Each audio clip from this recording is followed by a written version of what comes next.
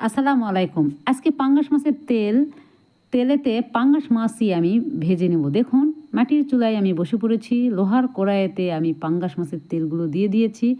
আর এই সাইডে পাঙ্গাস মাছে এখানে আদা, রসুন, জিরা বাটা, শুকনো মরিচের গুঁড়ো, হলুদের গুঁড়ো, স্বাদমতো লবণ, একটু হাত দিয়ে ভালো করে মেরিনেট করে রেখে দিলাম।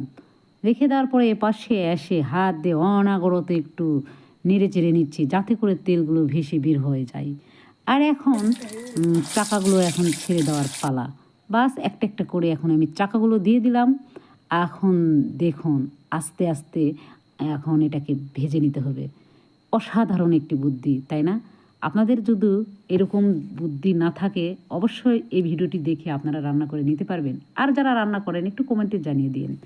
তারপরে যেহেতু মাটির চুলাতে রান্না, আর একটু আস্তে আস্তে রান্না করতে হবে, তা না হলে পুড়ে যেতে পারে। আর পুড়ে গেলে কিন্তু স্বাদ লাগে না, তাই কি না? একটু ধৈর্য সহকারে কিন্তু রান্নাটা করে নিতে হবে। এখন এদিক থেকে ওদিক, এপাশ থেকে ওপাশ, উল্টিয়ে পাল্টিয়ে রান্না করার পালা। এই যে অবশেষে দেখুন আমার রান্না করা কমপ্লিট হয়ে গিয়েছে। এক কথায় মাছ ভাজাটা কমপ্লিট।